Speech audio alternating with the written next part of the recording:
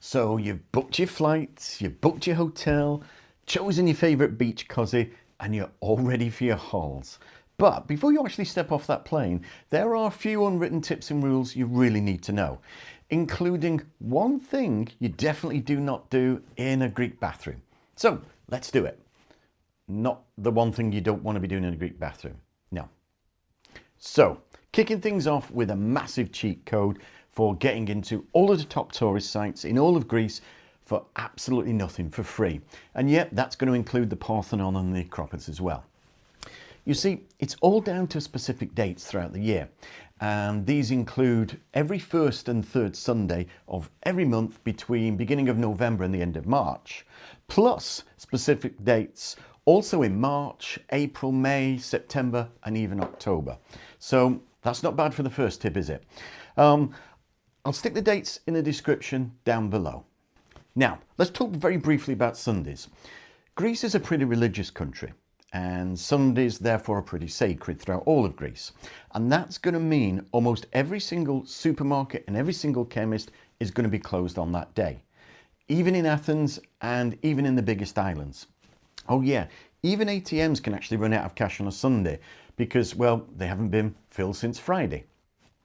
And if that, I guess, gives you a little bit of a headache, don't go looking for ibuprofen on any other day of the week. In supermarkets, that is, because they don't sell them. In Greece, the only place you can buy ibuprofen is in chemists. And they're not going to be 40p like they are in Tesco's. They're going to be a lot more expensive. But getting serious for a second, more importantly, is the strength of those tablets. Now you see, here in the UK, they're generally around about 200 milligrams per tablet. But in Greece, they're a lot more. They're usually either 400 milligrams or even 600 milligrams, and that's 3 times as much. So seriously, check out the box before you take any.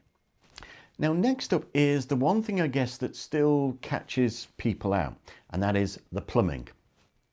In Greece, the pipes are ancient, and let's just say they're much smaller diameter than ours. And that means you really shouldn't flush toilet paper anywhere.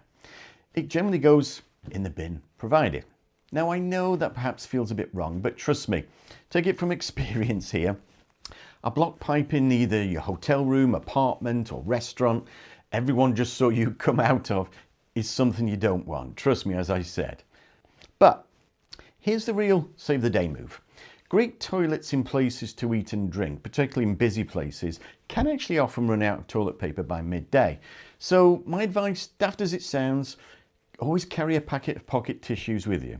Trust me, once again from experience, there's nothing worse than realising you've finished, well, the day's business, only to find out there's a pretty serious problem with the lack of paperwork. Now, most of us know about drinking water, whether you should or whether you shouldn't drink it. General information as a quick tip is don't get bottled water. But here's how to get a bottle of water without actually getting ripped off. If you see a small unbranded bottle for about 3, 4, even 5 euros, don't buy it, please don't. Greece actually has a brilliant law where the price of a small 500ml bottle of water is actually capped. Now from this year it's 60 cents, up until the end of last year it was 50 cents, but that hasn't been changed for years and years. And it doesn't matter if you're at an archaeological site, museum, airport, train station, etc. They have to sell those unbranded ones at that price, 60 cents. But be careful though, some places might actually try to hide those cheap bottles at the back of the fridge so you can't see them. Or worse, a bit sneaky, is if you sit down in an airport cafe, they'll charge you more for what they call, well, you're taking it to the table, so it's table service. There you go. Otherwise, keep your eyes out for those 60-cent bottles. But if you really want the best value in Greece, you don't even have to look for it, and that's because it usually finds you. And by that I mean, say, be it lunch or dinner, etc. When you've finished, the waiter will sometimes bring out an extra item for you. I love it when this happens. And it could be a slice of cake, a shot of something very, very strong. There's almost no limit to what it can actually be. But it's free, costs you absolutely nothing. So don't actually try and pay for it, as it can actually be a bit of an insult, especially to the waiter. And talking of waiters, I guess this leads me into my last one, and that is tipping. You see, in Greece, it's a lot more relaxed about tipping. You don't need to worry about strict percentages, add-on service charges. So if you're just having a quick coffee or a drink, leaving a smaller bit of change is plenty. That's perfectly fine. And if you've had, say, a full sit-down meal and the service was good, etc., just round the bill up. That's the general practice. It's a simple thank you, and it really does go a long way with the staff. Oh, and if you can, try and leave cash. That way you know it's going to all them. So there you have it.